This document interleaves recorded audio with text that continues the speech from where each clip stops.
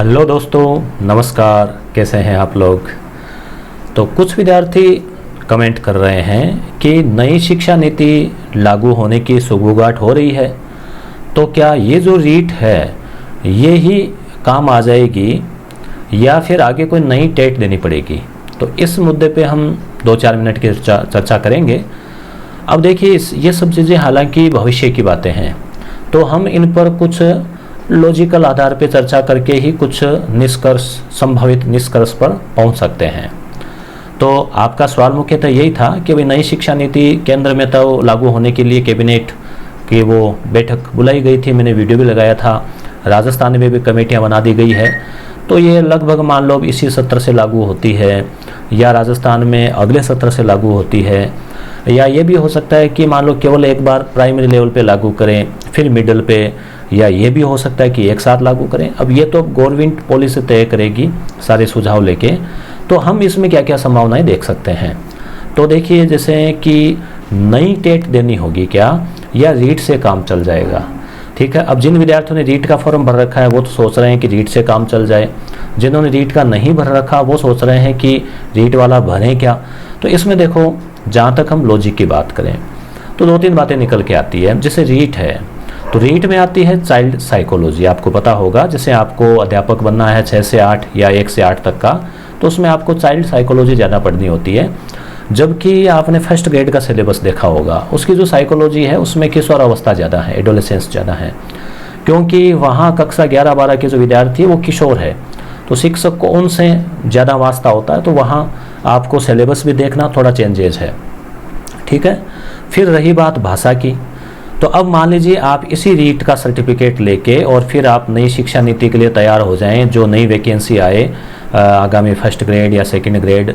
अब उसमें वो तो सारी बातें आगे की है, देखो इसमें इतना कोई क्लियर किसी के पास नहीं है कि भाई क्या होगा।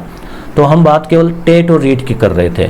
तो इसी रीट से अगर हम तुलना करें तो इस रीट में चाइल्ड साइकोलॉजी है, फिर फर्स्ट ग्रेड का शिक्षक बनना है तो वो फिर उसके वो ये कब पढ़ेगा। ठीक है, आप कह देंगे कि ये तो वो उस सिलेबस में पढ़ लेगा, तो इस सिलेबस में पढ़ लेगा तो फिर ये उसके क्या काम आएगी।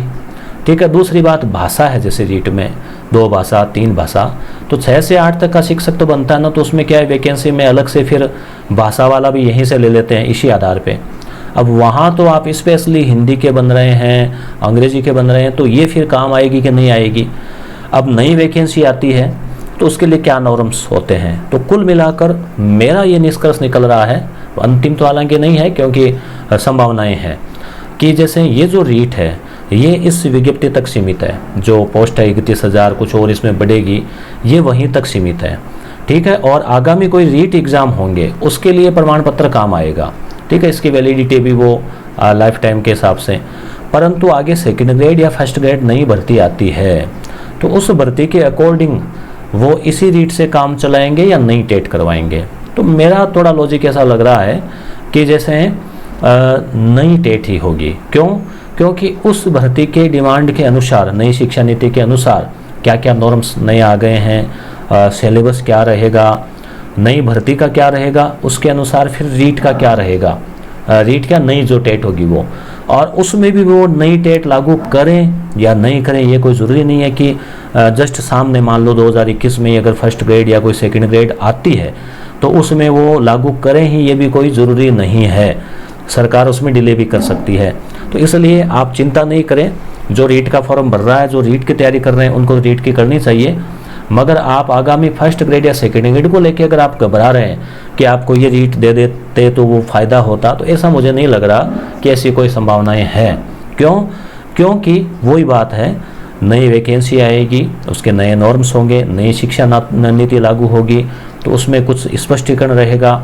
फिर जो नई टेट होगी उसमें भी मुझे लगता है, क्योंकि ये तो पिछले 10 सालों से चल रहा है सिलेबस, तो इसमें सिलेबस भी बदलना है, क्योंकि जब पाठ्यक्रम भी बदलेगा तो इसलिए काफ़ी चेंजेस होने वाले हैं। तो ये कुछ मेरे विचार थे, आप अपना और कमेंट करें, हो सकता है कुछ और निष्कर्ष निकलें। धन्यवाद।